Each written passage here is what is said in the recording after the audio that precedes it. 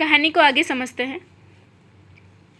पड़ोस की दुकानों के तख्तों पर बैठे या बाजारों में खड़े लोग घृणा से उस स्त्री के संबंध में बात कर रहे थे।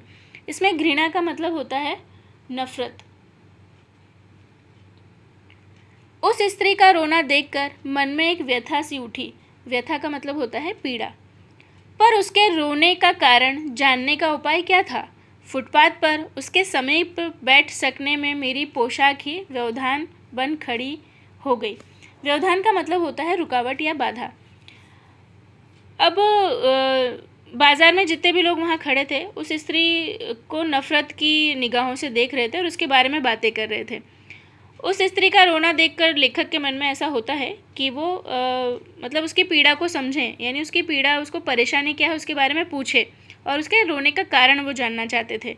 लेकिन वो फुटपाथ पर बैठकर उस औरत से नहीं पूछ सकते थे कुछ भी, क्योंकि जो उनकी पोशाक थी, यानी वो ऊंची कैटेगरी के थे। जो लेखक की पोशाक थी, उनका जो पहनावा था, वो वहाँ पर खड़े होकर उस बुढ़िया के पास बैठकर उनसे कुछ पूछने में रुकावट पैदा कर रही थी, यानी वो नहीं पूछ पा रहे थे। एक आदमी ने घृणा से एक तरफ थूकते हुए कहा, क्या जमाना है, जवान लड़के को मरे पूरा दिन नहीं बीता और यह बेहया दुकान लगा के बैठी है। इसमें बेहया का मतलब होता है बेशर्म। एक आदमी नफरत से सामने की तरफ थूकते हुए कहता है कि अरे बाप रे, देख लो क्या ज़माना आ गया है, अभी भी इसका जवान बेटा मरा है और मरे हुए काफ़ी टाइम भी नहीं बीता है और ये देखो बेशर्म दुकान लगाकर यहाँ पे आके बाज़ार में बैठ गई है। मतलब कि वो उस औरत के बारे में कहते हैं। दूसरे साहब अपनी दाढ़ी खुजाते हुए कह रहे थे, अरे जैसी नीयत होती है अल्लाह वैसी ही बरकत करता है। इसमें नीयत का मतलब होता है इरादा और बरकत का मतलब होता है लाभ या वृद्धि। तो दूसरा आदमी कहता है कि लोग जैसी नीयत रखते हैं, लोग जैसा इरादा रखते हैं ना, तो वैसे ही उसको लाभ और हानि, यानी अल्लाह भी उसको उसी हिसाब से उसको बरकत देता है, यानी कि लाभ या वृद्धि करता है। सामने के फुटपाथ पर खड़े एक आदमी ने दिया सलाई की तीली से कान खुजाते हुए कहा, दिया सलाई मतलब माचिस की तीली से कान खुजाते हुए कहा, अरे इन लोगों का क्या है, ये कमीने लोग रोटी के टुकड़े पर जान देते हैं। इनके लिए बेटा बेटी, खसम लुगाई, धर्म ईमान सब रोटी का टुकड़ा है। खसम लुगाई का मतलब होता है पति और पत्नी। फिर सामने एक आदमी होता है जो माचिस की तीली से अपना कान खुजाते हुए कहता है, मतलब उस बुढ़िया के बारे में, कि यार इन लोगों का क्या है, ये लोग तो बहुत कमीने लोग होते हैं। एक रोटी के टुकड़े के लिए ये मतलब कुछ नहीं सोचते, यानी चाहे हस्बैंड वाइफ हो, ईमान धर्म हो, इनके लिए सब कुछ क्या है, रोटी का टुकड़ा ही होता है। परचून की दुकान पर बैठे लाला जी ने कहा, परचून की दुकान मतलब जहाँ पे आटा, दाल, चावल आदि चीज़ें मिलती है। अरे भाई, उनके लिए मरे जिए का कोई मतलब ना हो, पर दूसरे के धर्म ईमान का तो ख्याल करना चाहिए। जवान बेटे के मरने पर 13 दिन का सूतक होता है। सूतक का मतलब होता है परिवार में जब किसी बच्चे का जन्म होता है या फिर कोई मर जाता है तो कुछ निश्चित समय के लिए हम उनको छूते नहीं हैं, यानी उस परिवार के लोगों को नहीं छूना होता है। इस सूतक का मतलब ये होता है। और वह यहाँ सड़क पर बाजार में आकर खरबूजे बेचने बैठ गई है। 1000 आदमी आते जाते हैं, कोई क्या जानता है कि इसके घर में सूतक है। कोई इसके खरबूजे खा ले तो उसका ईमान धर्म कैसा रहेगा, क्या अंधेर है।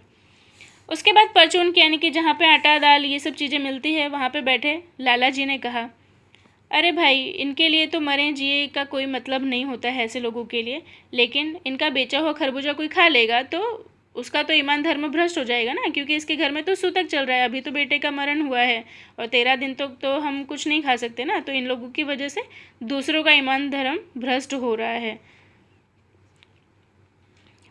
पास पड़ोस की दुकानों से पूछने पर पता लगा उसका 23 बरस का लड़का था। घर में उसकी बहू और पोता पोती हैं। लड़का शहर में 1.5 बीघा जमीन पर कछियारी करके परिवार का निर्वाह करता था। कछियारी का मतलब होता है खेतों में सब्जी वगैरह उगाना, निर्वाह मतलब होता है गुजारा। खरबूजों की डलिया बाजार में पहुंचाकर कभी लड़का स्वयं सौदे के लिए बैठ जाता, कभी माँ बैठ जाती थी। फिर लेखक को पास की दुकानों से पूछने पे पता चलता है कि जो बुढ़िया रो रही थी उसका 23 साल का जवान लड़का था और घर में उसकी बहू भी थी और पोता पोती भी थे। जो उसका लड़का था बुढ़िया का, वो 1.5 बीघा ज़मीन में सब्जी वगैरह उगा कर अपने परिवार का गुजारा चलाता था। खरबूजों की डलियाँ कभी बाजार में लड़का लेकर जब जाता था तो कभी कभी वो खुद बेचने बैठ जाता था या फिर उसकी माँ बेचती थी खरबूजों को।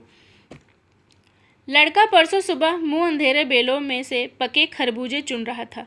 गीली मेड़ की तरावट में विश्राम करते हुए एक सांप पर लड़के का पैर पड़ गया। सांप ने लड़के को डस लिया। इसमें मेड़ का मतलब होता है जो खेतों के चारों ओर मिट्टी डालकर बनाया हुआ जो रास्ता होता है उसे कहते हैं, या फिर दो खेतों के बीच में जो एक सीमा होती है उसको मेड़ कहते हैं। तरावट का मतलब होता है गीलापन। उसका बेटा था, जो बुढ़िया का बेटा था, वो एक दिन सुबह सुबह उठकर खरबूजे तोड़ने गया था। वो गीली मेड़ थी, उसमें कोई सांप बैठा होगा, तो उस लड़के का पैर उस सांप पर पड़ जाता है और सांप ने लड़के को डस लेता है। लड़के की बुढ़िया माँ बावली होकर ओझा को बुला लाई। इसमें ओझा का मतलब है झाड़ फूँक करने वाला। झाड़ना फूँकना हुआ, नाग देवता की पूजा हुई, पूजा के लिए दान दक्षिणा चाहिए। अब लड़के की माँ को जैसे ही पता चलता है कि उसके बेटे को सांप ने डस लिया है तो वो एक ओझा बुला लेती है झाड़ फूँक करने के लिए। उसके बाद नाग देवता की पूजा भी की जाती है और पूजा के लिए काफ़ी सारी दान दक्षिणा भी दी जाती है।